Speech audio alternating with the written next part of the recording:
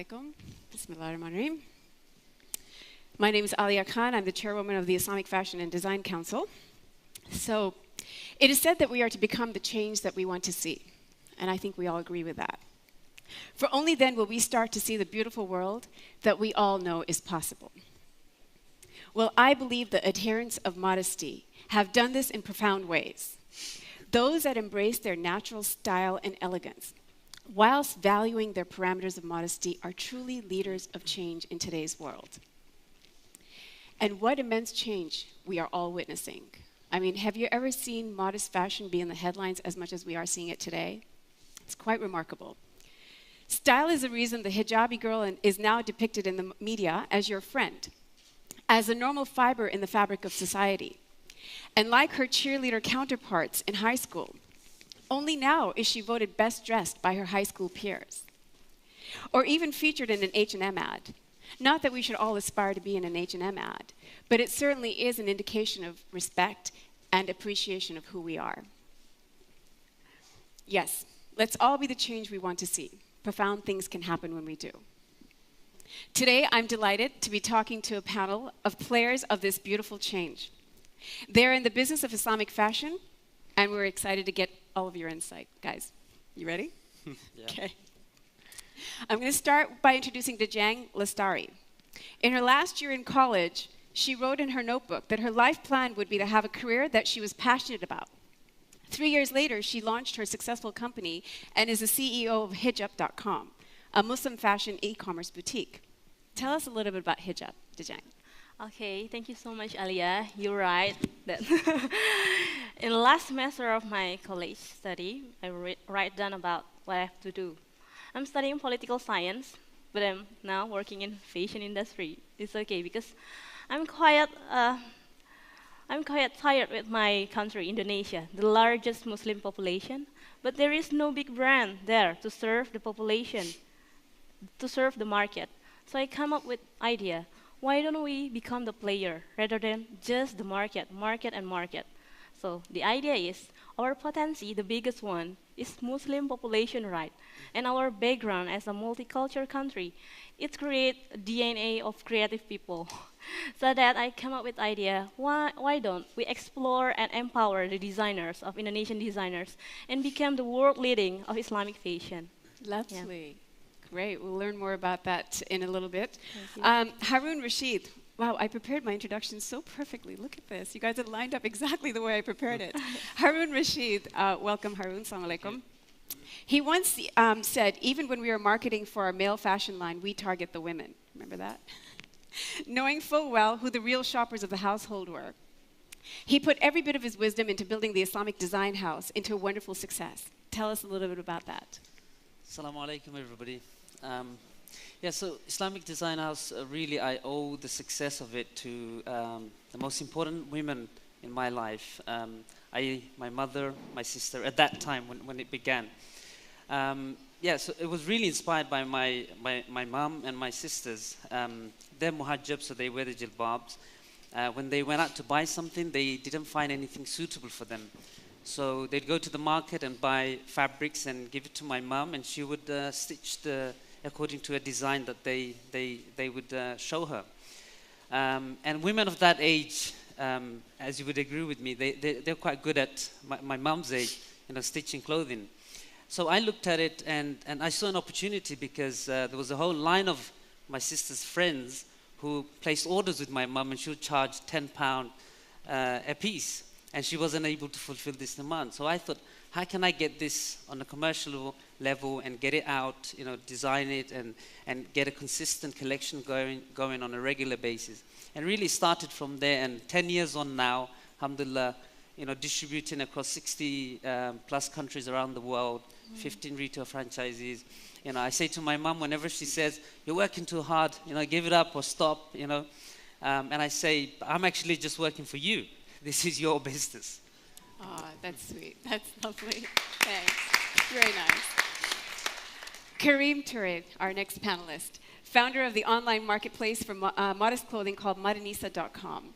He says that the Modernisa lady is modern, not marginal, feminine, not sexy, conservative, not narrow-minded, and social, not asocial. I like that. So how does one go about targeting this type of a profile? It was like 2010. We were looking to the people around me, the family and friends. And there's a big population of like 80 million people lives in Turkey. Like 20 million women wears hijab. But when you count the brands who was serving to hijab was less than 10. I see there's something wrong in it. And also when I go to Mecca, I saw people shopping all around from the top shop and the other shops. And like there are 3 to 4 million people there in a huge market is there, but no Muslim brand. That was the other thing that I said, something is wrong here. I'm coming from the internet background, helping people to have their projects done. We have an accelerated program in Turkey. And I try to convince brands to serve to that big crowd. I said, listen guys, like you're doing so-called modern stuff, please, there's a big market over here and serve them, I help you. They said, no, so everybody was like hesitant about it. That time it was also a political thing to, deal with hijab or not dealing with hijab. And I said, what the hell, I'll do it. I convinced like 3 or 4 brands together and started to serve. And when you serve, people help you to grow. And that's how we grow in 4 years. Now we have more than 300 brands at modanisa.com. And every day, 250,000 people visits our site. It's like 7 million per month. And we carry more than 20,000 different pieces in our stock. And here we are. Wonderful. Great story. Great. Thank you.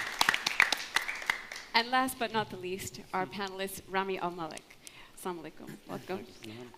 He has been able to beat every business's dreaded experience, the returns. He's done this with a technology called VirtualSize. I don't know if that's still the case. Maybe things have changed now.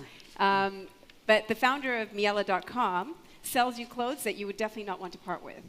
So what was Miele's initial learning experience that got you to make the decisions that you had to make to combat returns, which is a common thing for a lot of .coms? Sure. First, assalamu alaikum. I just want to say that it's an absolute pleasure and an honor to be part of this platform and to be sharing the stage with my peers and the titans of the modest fashion world, and really just to be alive.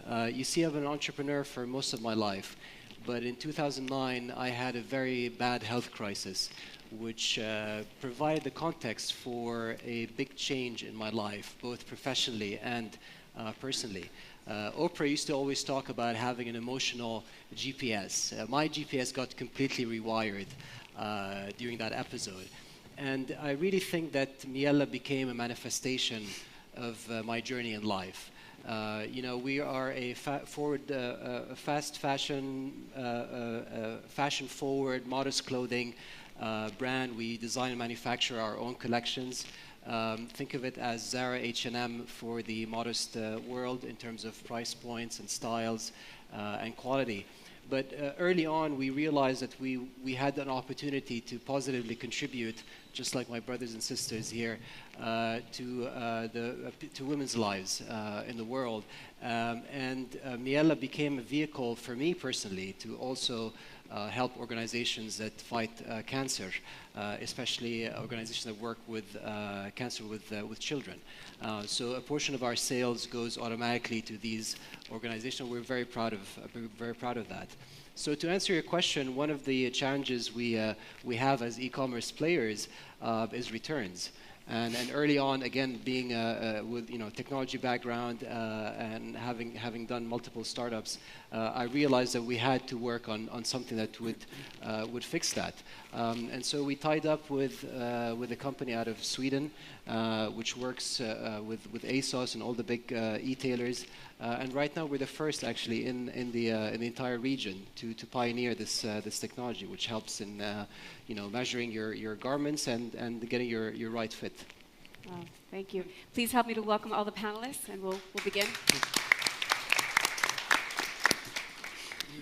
Bismillahirrahmanirrahim. So just a little bit of house rules. I want to involve everybody in this discussion. So please, if you have any questions, raise your hands. There are people with mics. So even if I don't see you, they will see you. And we'd love for you guys to engage. Comments, disagreements, all welcome here. So I want to start by asking you guys about modesty being the rage. And it really is. I mean, it's even sort of like trickling into the celebrity scene. So you've got Taylor Swift, who's deemed the most covered up celebrity. I don't know if you guys have heard this, but that's what she's being called. Nigella Lawson made headlines when she wore the burkini to the beach, as we all know. And it is said that Olivia Palmero and Kate Middleton have become style icons to Orthodox Jewish women because of their modest style. And of course, Sheikha Moza is deemed chicly modest wherever she goes. So how much of these influencers and trendsetters affect your business directly, and how much do you care, frankly? This is open to anybody in the panel. I think for us, and I think we probably share that sentiment, there was a rise of the modest fashion blogger. I think they've become, celebrities in their own right, and they've helped introduce the idea that you can be fashionable and modest at the same time, and there's no conflict there. So I think from our perspective, we've had a lot of great collaborations because we've realized that we can tap into a receptive audience and build credibility and trust, as opposed to your traditional media sort of approach.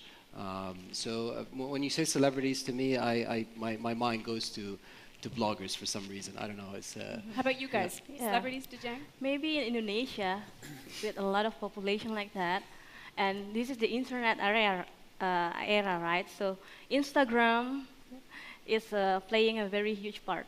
There is a celebgram, we call it, celebrity on Instagram, that have 1 million followers. So it's not about like just actress, but Telegram is playing a very good role. Like, for example, one of our tenants, which is Dian Plangi, have 3.4 million followers in Instagram. And there is an actress recently wearing hijab, and the followers is increased 3 million. So actress and hijab is going to be like very famous. So yes, celebrities take a very good influence for hijab fashion. Kareem, would you like to see more celebrity-driven messages like mainstream fashion does? Would you like people to tout your brand in a similar way? Absolutely. But there's still everyone, like the celebrities are local right now. Indonesian celebrities are Indonesian. Turkish celebrities are Turkish. We still couldn't find our Nicole Kidmans in the arena, but we need to, because still the fashion is local. The modest fashion is local. To create a universal fashion out of that, the mainstream universal thing, we definitely need universal celebrities. Okay, but Harun, maybe you can answer this. What about Kate Middleton and Taylor Swift? Why can't they represent you? Well, I mean, we've seen pictures of like Angelina Jolie wearing a headscarf, and it's been, on Facebook, social media. I mean, any press is good press, right? So, it adds to our overall message. But I think we want to see more Muslim celebrities also taking the lead. I mean, the business we're in, we're targeting the Muslims, Muslim sisters, Muslim women. We do have occasionally non-Muslims buying our clothing, and we found like somebody went to Cairo and they know to enter a mosque, or they came to Dubai or Abu Dhabi to enter a mosque, they need to wear a modest clothes. So they want something fashionable because they're into fashion. So they come to our site and they see something, and because our stuff is very much, quite modern, contemporary, still it keeps the traditional silhouette and maintains that. And they bought and they've taken pictures and it's up on like social media.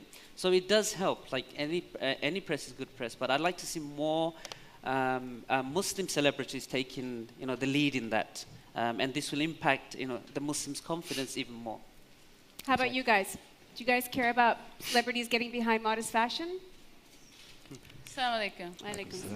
I think, who cares if Angelina Jolie wears hijab? She's not Muslim, so I don't mean it in a crude way, but she doesn't represent our values and the values that fashion is supposed to represent. And I think also, I remember in Turkey, there was one actress, I forget her name, but she played in a Fethullah Gulen program called The Teacher. And when she started wearing hijab, that was the end of it for her. You know, so hijab could be a career killer.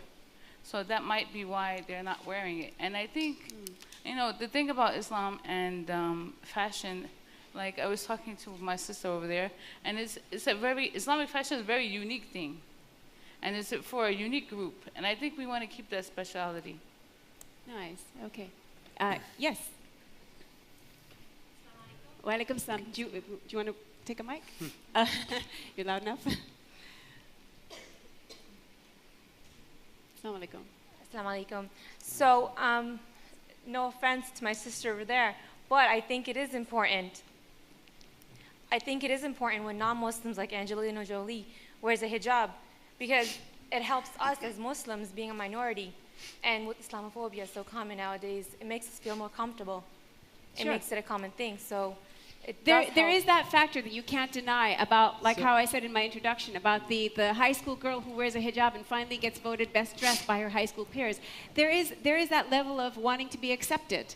So I think perhaps the celebrity scene maybe does that, but we have to maybe be careful with it, that we don't go too far with it. There's one last question, and then we'll move on. Over there, please. Hello. Yes, my name is Rehana. Actually, my comment is similar with you. I have three children. My eldest is 8 years old, and she adores Taylor Swift. So when you said that Taylor Swift's fashion sense is covered, I am happy. I am happy because it tells my children that you can be popular and you can learn music by not showing your flesh. So this is a good influence for her and for the future also of our children. Thank you. Okay, very important. If I can add something to that. Yes.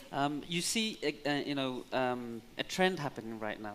You know, more and more catwalks are actually accepting and showing more modest wear. And this is a good thing, right? It just makes it overall more acceptable. And fashion in the West, or modest fashion, is seen as suppressing the woman, if a woman dresses up modestly. Whereas in Islam, we see modest wear, the muhajjab or the hijab, as not suppressing the woman, but actually respecting her and respecting others. So. Yeah. Do you want to, just one last comment right here, please? Yes, go ahead. It's right there. Just on the comment about the Taylor Swift and Angelina Jolie and Rihanna, whatever, I think we Muslim women in the upcoming years have become trendsetters, and they have become trend spotters. And the celebrities have realized that if they want to gain respect from all over the world, modesty is important and dignity is even more important. So I would think that it's not a big deal they're wearing a hijab or something, but it's like to gain dignity, modesty is important. Lovely comment. Thank you so much. Well, it is definitely interesting. And I want to talk to you guys a little bit about Mary-Kate and Ashley Olsen, the Olsen twins. Okay, don't ask. Not my age group. So they've got a clothing line called The Row. And it's won award after award, and you guys might know this. They're loved by consumers for being luxurious, understated, minimalist, and modest. I mean, when you talk about modesty in mainstream fashion, they're pretty iconic when it comes to that. So being the epitome of modesty without being boring is what they've achieved. The line is selling like crazy and has built their empire into multi-millions, as we all know. So in your experience, what are the award-winning ingredients to great modest fashion? Have the Olsen twins nailed it? And what have you learned as far as the key ingredients that concern your business? Rami, do you want to talk about that? I think I'd like to quote Google. They always used to say, "Don't be evil." I think fundamentally, just be good, man. This isn't a pursuit of profit. We're doing something where we're making a difference. I know that there's a dollar sign that's being associated with the entire, modest fashion sort of industry, and that might be attractive to some, but that's not what we're here for. So I can't really comment on the collections of Olsen twins, but what I can say, as with any business, you need to listen to your audience. For all of you guys out there who are entrepreneurs, that's very important. We started with a very sort of inclusive dialogue with our consumers very early on, because we'd have these night sweats and we'd wonder, do we have product market fit? Do we have collections that people would want to wear and collections that add value? And so it's very important to have that. And so if you talk about winning ingredients, these aren't just modest fashion winning ingredients, in my opinion. They're just business winning ingredients for you to be, to sustain a business. So it's more about values based, Kareem? Is it? I completely agree with you. First of all, for the business dynamics is the first thing. The second is, from my journey, is the variety is very important. When we started the business, it was in July. I was looking for long sleeve tunics to buy in Istanbul. Like there were more than 1,000 producers all around. All I could find was 50 tunics, 50 different styles, 50. And I was asking, like, long sleeves, you don't have?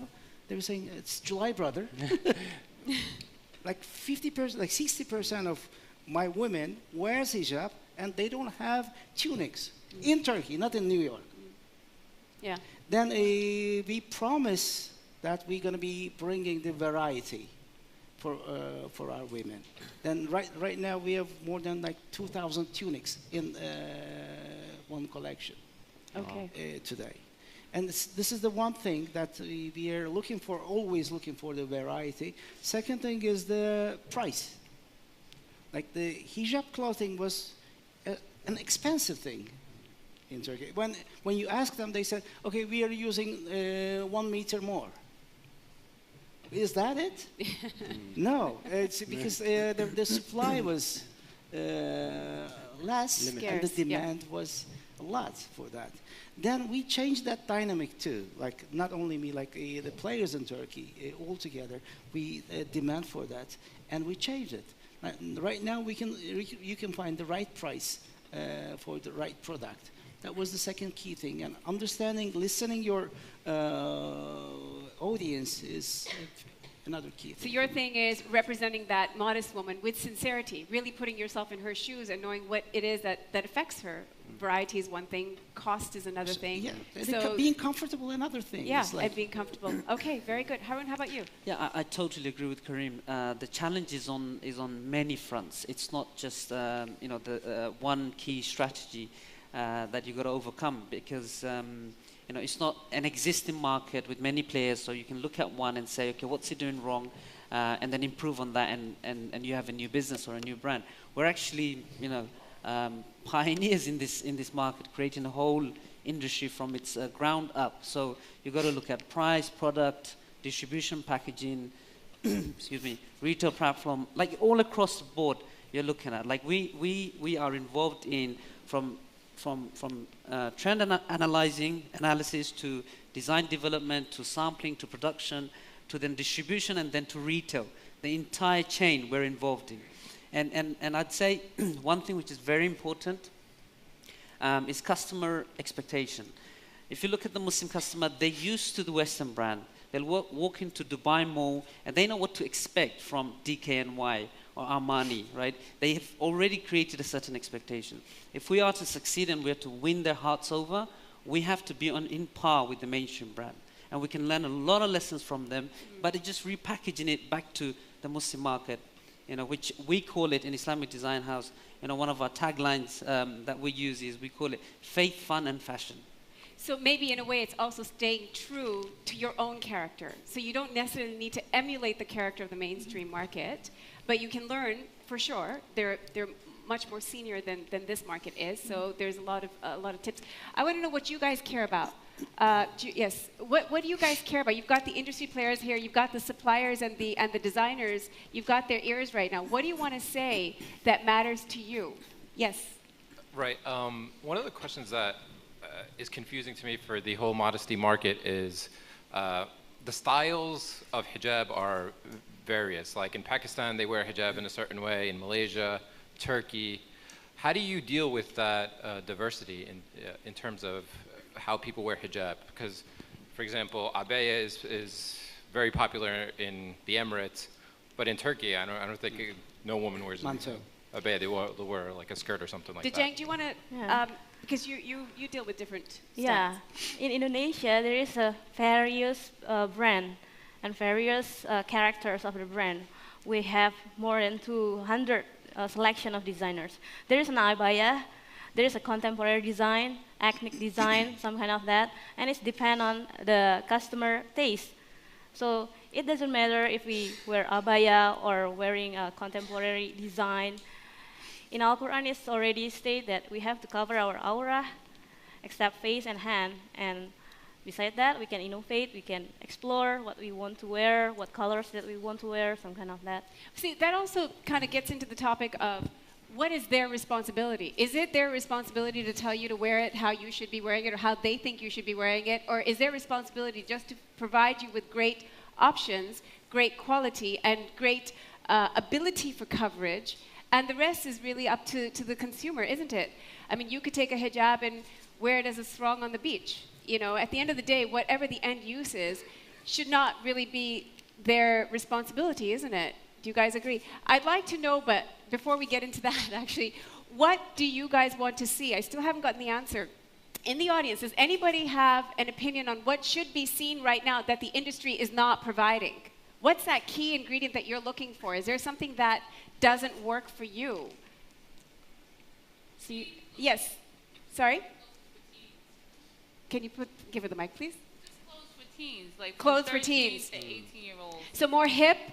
Like, what hip. does that mean, clothes for teens? I mean, like a little bit smaller sizes. Sizes, okay. Not so business-like, not so fancy. I mean, I have a teenager, that's what they're looking for. Okay, great. Yes.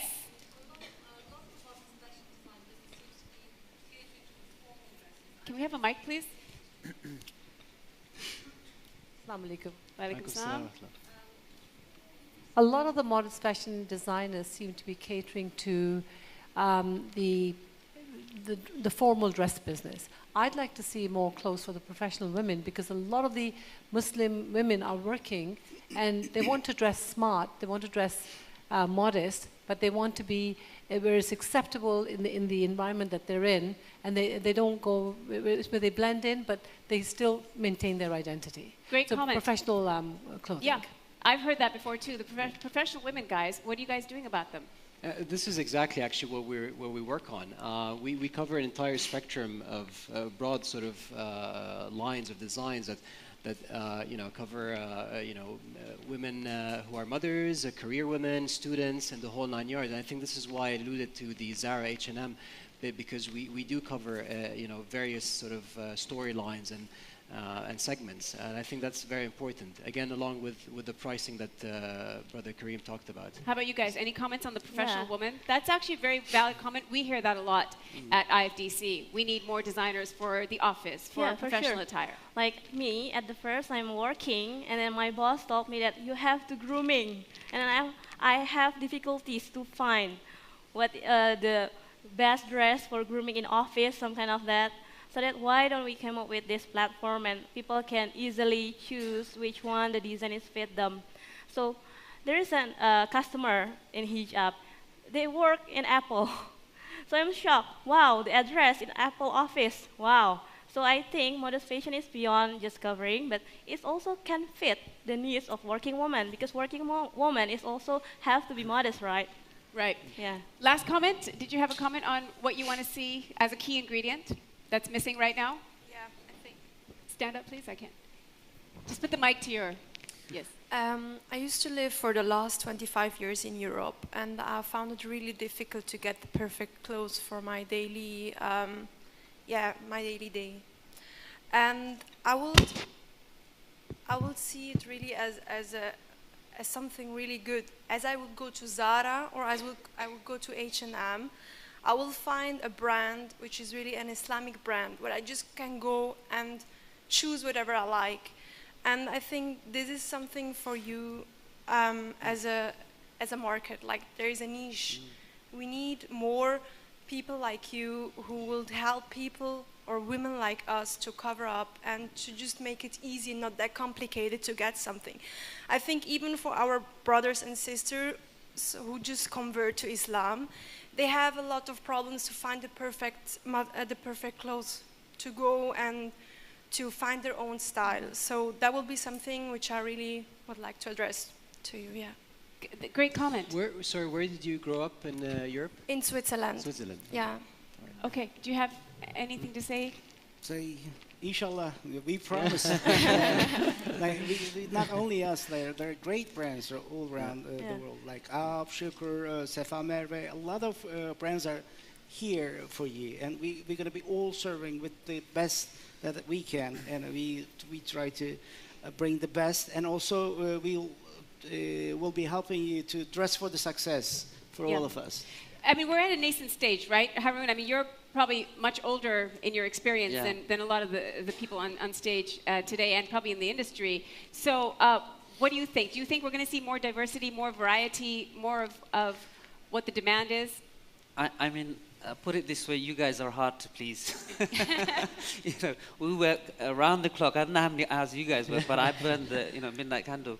You know, and you guys still want. The more we give you, the more you want, right? I mean, we see back at you now.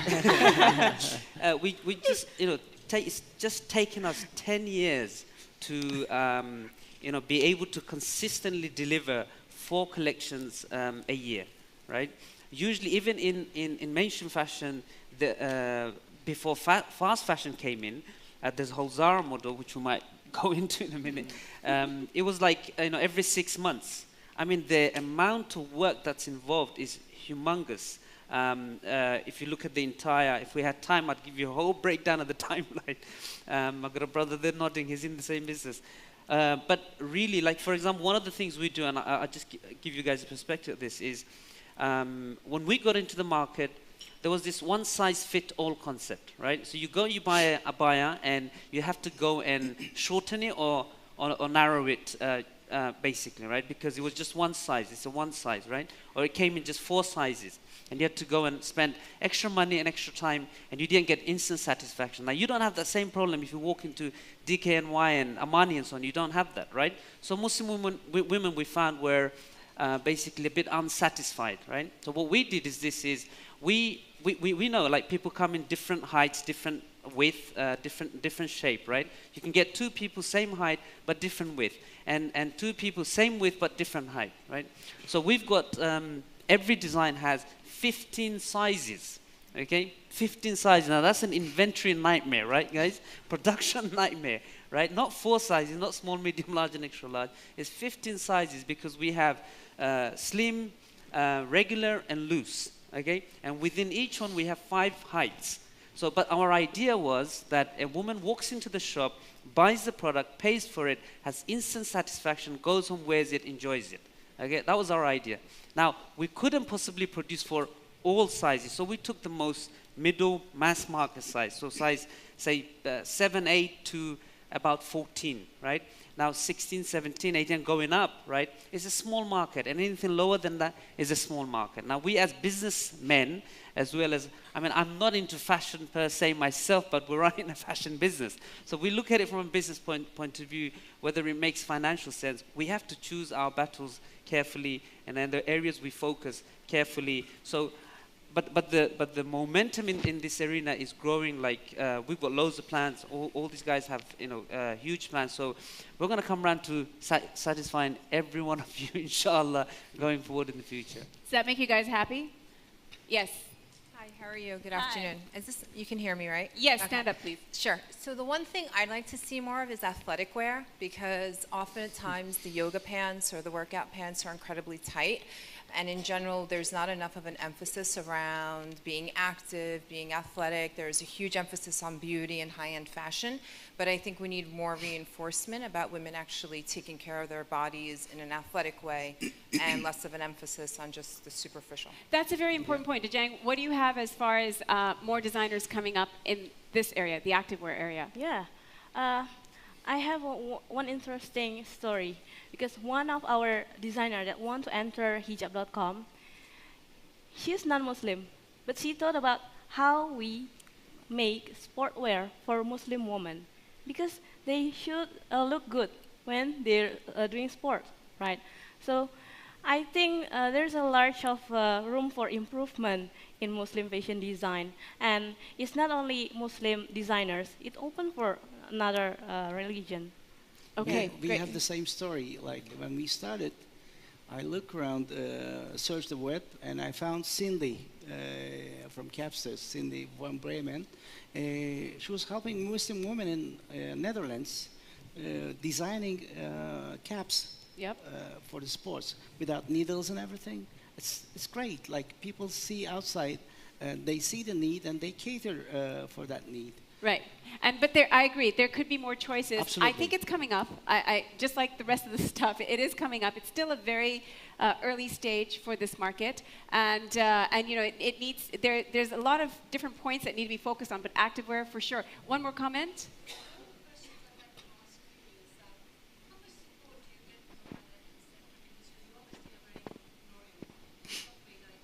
You're taking these businesses, but are your businesses mostly homegrown, for the lack of a better word? Do you get support from the financial sector? Because we keep going back to Zara and some of these brands, but these brands are well funded by the financial industry. How much awareness does the financial sector have about the work that you're doing, and how much support are you getting from them? I mean, funding is always the most difficult stage, I think, of any business, perhaps. But what are your stories? How much support do you see within the Islamic economy for your work? I think, okay. I think 3-4 years ago, when we began looking into this, we talked to investors, and a lot of them would be hard pressed. They'd be like, yeah, we get it, but is there a market for it? And we didn't have the numbers from Thomson Reuters to support our business plans. But fast forward to today, we secured funding from a group of angel investors out of Dubai. This has allowed us to gain velocity and get to the point where... Was it a tough sell? Sorry? Was it a tough sell? Actually, not really. No, okay. No. And now we're in a stage where we're going to go through another round, Series A, to sort of expand. I think you've had a lot of success in that area. So we have funded from Saudi Telecom, and before that we had a super angel in Turkey called Aslanova. We had the first round from them. The second round came from the Saudi Telecom. Are you happy? Are you happy with the funding you're getting? We're happy. We are definitely happy. So you didn't find it to be difficult? I mean, a lot of people are crying that there's not enough options for them for funding. It's a hard thing to find. We are still startups. We are holding horses in one side, the wild horses. But on the other hand, you need to find funding. Yeah. To make it together, it's a hard, tough thing to do. But alhamdulillah, we succeeded. Yeah. How about you guys? Yeah. We got our first funding since 2 years, 2 years ago, from Silicon Valley, VCs from Silicon Valley. Even they're not Muslim. So I think there is not enough attention for the Muslim entrepreneur, especially the small one. So I think, there should be much more VCs from Islamic world put attention in entrepreneur. Okay, so I think this begs a question about all the facts and figures that are going around in the market, in reports actually, about how great and huge this market is, the spending power that they have. You hear, depending on which report you're reading or which article you're reading, you hear anything from $287 billion market to $400 billion to even $500 billion, right? So isn't that excitement for the investors?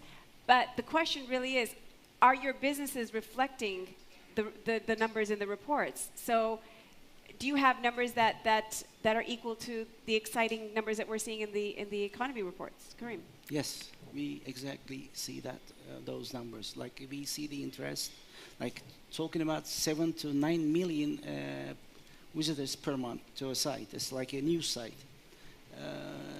It's not small. What do you attribute that to? The lack of options, or? The lack of variety. Yeah. This is the first thing. The second thing is the price. Also, because like a lot of brands are small brands, and they don't have the volume to make to make it cheaper. Right. When you catch that volume, you can make things cheaper, and you can serve cheaper without compromising from the quality. Is that your experience, Haroon? Well, like an event like this, GIES is a testament to the awareness that's being made in the halal industry in its entirety. I remember being in this event in 2013, and all the discussion was around finance and banking and regulations, and there was no platform for businesses. And alhamdulillah, this year, a lot of awareness is being given to all the other industries. I mean, if you don't have industries growing, then you can create financial services and products, but you ain't got no businesses to support, so it collapses. So now that there's a lot more momentum now. When we first started 10 years back, there was no options at all whatsoever, and we literally organically grew our business, bootstrapped it all the way. And right now we've got, investors are willing to throw money at us, but we don't want it. We don't want it because, we have to grow it responsibly. It's not about, because, we need to go stage by stage, and the learning process needs to happen slowly, that we can adjust and adapt. And we've seen in the mainstream with all the big booms and all the chaos that it's created. And we in the Muslim market don't want to be, we want to make responsible business decisions as we move forward. So then, Rami, how much of this market is attributed to the secondary market, which is the non-Muslim consumer, which is maybe the Christian woman who wants to find something appropriate to wear to church? I've heard that they're a strong secondary market, the Jewish woman, or even just the mainstream modest woman. So what are your experiences? I think the fact that we saw some significant pain points in North America and Europe, and this is where we're focusing our efforts, we've adopted an approach where we're faith neutral, because at the end of the day, we're not there to judge anybody. We're here to facilitate a process and provide solutions. And instead of you buying from 4 or 5 different stores and trying to attempt to put together a single look, we do that for you, and we design accordingly. So yeah, we have a wider spectrum of an audience, if you like. Yeah. Okay, and is that your experience, Dejang? Yeah, for sure. And do you get a lot of the non-Muslim market as well as your secondary market? Majority is Muslim. Okay. Yeah, from Indonesia, Singapore, but there is a customer from UK, Sweden, Canada, and even China and Russia. So there is a following. Yeah. Then. Okay, that's right. So let me ask the audience: are we ready for a Zara? That's like always the $2 billion question. Altaf, let's give Altaf the mic here, please. Right here. Assalamu alaikum. How are you? There it is. Okay. Assalamu alaikum. I'm Altaf from ARB. I think modest fashion is ready for the mainstream. I think this summit is quite a good place for us to announce at ARB. We'll be actually launching a store in a tier 1 shopping centre in the UK. It was 6 months ago that we opened our first concept store. Do you want to introduce yourself, Altaf? Yep, I'm the commercial director for ARB, which is a modest fashion brand from the UK. So we are going to be sitting alongside the likes of H&M, maybe 5-6 stores away from them, and G-Star and Debenhams. So it's a exciting time, but also interesting, but also a bit worrying. How will it go? But we think it's ready for it. We think it's ready for that Zara model. We hope so. We think so. We think hijab's very much in the mainstream, and I think now is the right time to do it. Or else what will happen is the likes of H&M and Zara, they could encroach on this space. People are, there's comments come out about costs. Well, we don't have the economies of scale as the likes of Zara and H&M. But I think now is just a perfect time to do it. So we, many of us were at a roundtable discussion in Turin, Italy, thanks to the Italian government, the Turin government, and they hosted a roundtable discussion on modest fashion. And that was one of the questions that was brought up with the industry players is, what about the Zara model? And some of the comments that came back were very valid. They said, why do we have to emulate any model like that? Why can't we have our own character and our own platform that sort of caters to that type of mass market or vastness? What are your thoughts on that? Anyone in the audience or here?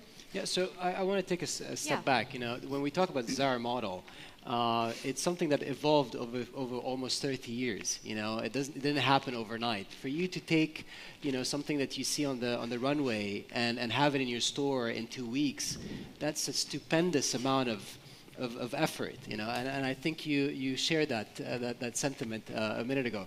So when we talk about manufacturing, there's a spectrum, right? On one side, you have the ateliers who produce 10, 20, 30 pieces of style, which means that your unit cost is higher, your yardage is higher, your labor cost per unit is higher, and that means that you're selling at a higher price point. So that's your $200, you know, blouse, your $1,000 abaya, and so on. And then you have on the other side of the spectrum, you have your mass manufacturing. You have your production lines that are pumping, you know, thousands of garments an hour, right? And so in that case, you're looking at, you know, 500 plus minimum order quantities per style, per color. So if you're an aspiring designer and you're a startup and you want to get into this business, this Zara model of a business, it's not an easy formula to pull off, you know. And this is where investors come in. You know, they have to believe in the fact that this is something that takes time. You have inventory risk, and there's really nothing in between. Either you're a higher end brand or you're a mass brand when it comes to manufacturing. Yeah. Any comments on the Zara model? Yes, please. I'll come to you next. Since we're talking about the business models here, I would like to ask the panel, most of you are e-commerce brand owners. So what works in terms of e-commerce? Does multi-branded players works more or mono-branded players? I mean, I would like to just understand from all of you sitting here. It's a great question because we have different business models represented on the panel. So you have, you know, a virtual mall basically, where you have 200-300 plus brands represented. You have a hybrid model in Brother Haroon's where they also have their own brands that they build, and then you have mono brands like us. And each one of them has its pros and cons and opportunities and challenges. So yeah. Mm-hmm. Dejang, do you have any? Because you represent designers, and you try to go after the designers that have strong followings, from what we understand. Correct? Yeah. For us in Hijab, there is a multi-brand designer, so it's more efficient because we don't have to have a cost to product the stuff. But the challenge is how to marketing the products because the designers have to trust us, because we can gain a lot of traction in hijab.com. So the biggest challenge maybe, traction, how to make the traction. Comment right there. Can we have a mic right there, please? Yes, please stand up. Go ahead. Assalamu alaikum. Islam. A lot of ethical fashion activists have actually criticized Zara for issues along its supply chain and also leading to a culture of waste where, you know, fashion is coming very quickly and people just use clothes and you know, it's a lot of waste. Given that waste is probably not in conformity with Islamic principles, does modest fashion, are modest fashion and fast fashion compatible? So that's a great question. That was one of the questions I was going to ask you guys next.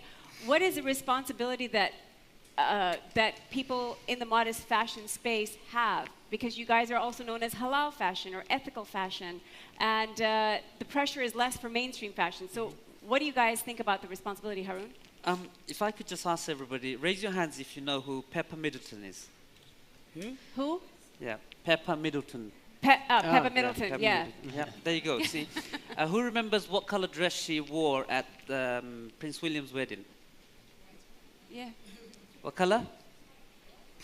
It was a blue color dress that she wore. 1 week later, that dress was available in Zara stores.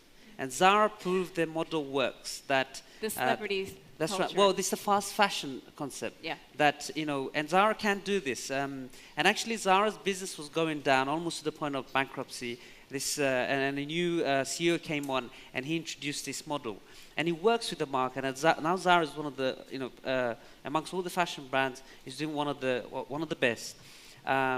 The thing is we are, you know, quite far from emulating the whole Zara model. But, you know, if you saw somebody wearing something, you know, on a billboard or on TV, a Muslim celebrity, you know, you would want that. You guys are going to dictate what we end up doing and how much work we put in and then how many sleepless nights we have, right? It's a consumer at the end of the day. We manage the consumer's expectation, and consumer dictates, you know, the kind of businesses come up and the models they bring about, because we're ultimately here to solve a problem, and it's your problem, your biggest pain, right? So we are a little bit far from that just yet, but I can see the future going towards that direction. Okay, so I just got the 5-minute signal, so I'm going to go to my next question. This is really engaging you guys. Responsibility is like, we're in the fashion industry. Our responsibility is to make women feel good. And we'll feel confident. And to feel comfortable, that is our responsibility, to provide that to the women with a lot of different varieties, like with different colors, different materials. Right, but made in an ethical way. And that's it. That's exactly it. Yes. And that's the point. You know, for us to talk about ethics and good values and so on, and then have kids at 20 cents a day working in sweatshops in Bangladesh, it doesn't work. There's a disconnect there. So, you know, for us, we spent over a year going back and forth, you know, visiting factories and so on, so we could know that there's a base standard, at least, that people are following. So let me tie this into my last question, and I think people want to know the answer, what you guys have to say to this. So, Arundhati Roy, the author of God of Small Things and human rights activist, said that coercing a woman out of a burqa is as bad as coercing her into one. Let's create situations where a woman can choose. And I think that speaks to the criticism about hijab. Well, you know, they're oppressed and whatnot. And we all know that's not necessarily the case. And instead of going after the oppressed, if you do believe that a woman is oppressed by wearing it, go after the oppressor, is the general opinion, I would say. But what, if any, political or societal pressures do you face in choosing your line of work? Do you guys get approached with this or criticized for what you guys do, Haroon? Actually, we haven't had any criticisms, both from the Muslim market or mainstream market, to be honest. I mean, if we grow a business and it adds you know, to the economy, then any country we operate in, you know, loves us for it, right? We're the business creators. But I just want to mention one thing. Going towards, say, fast fashion, we have to do it responsibly. We don't want an incident like what happened in 2013 with Primark in Bangladesh, where nearly 1,000 people died because, you know, they put the factory under so much pressure and the owner to produce at a certain price that he overworked the people, didn't maintain the building, and it collapsed because of that reason. And Primark came under a lot of slack because of that, because of this incident. Yeah. Kareem, do you have any comments on the political pressure or the ethics of the market? In some circles, the fashion is still, you know, some kind of a comfortable, uncomfortable word to talk. We are Moda Nisa. Moda means fashion. Nisa means women. It's like we think fashion is a need. We think a woman wants to look beautiful. Do you get criticized? Yeah, sometimes. Like it's like you cannot be the favor for all the society, but our mission is to bring the best with the codes of Islam. Okay, how about you, Rami? Actually, I want to rant a bit, just for a minute. You have like 30 seconds 30 to rant. seconds. So the H&M bit, we all have seen the H&M ad with the Muslim Maryam Idrisi, right? We've been subjected to so much negativity in media as Muslims for so long that anything that's positive is cheered and so on. And I have no issues with that. And I feel like there was a sense of inclusiveness within that ad, and I don't want to demonize H&M. But for us to think that this was anything but a marketing campaign for them to tap into a new audience, as in the global Muslim community, would be naive. And so I think as a platform, as GIS, as the IFDC, as so on, the onus is on us, all of us, to think, to really sort of reflect on this and help one another in this ecosystem, to really go after it. Entrepreneurs, to be investors, absolutely, rather than critical. Dejang, what do you think? Yeah, I think we have to think beyond. Okay, that's my rant. Really agree with Rami that we have to think beyond the controversy. What value, economic value, that Islamic fashion can bring? It can drive our economy, right? So we have to think beyond, don't focusing on that controversy. Yeah. Great food for thought. I'd like to thank everyone for showing up. Sorry we went over time a little bit, but this is too much fun.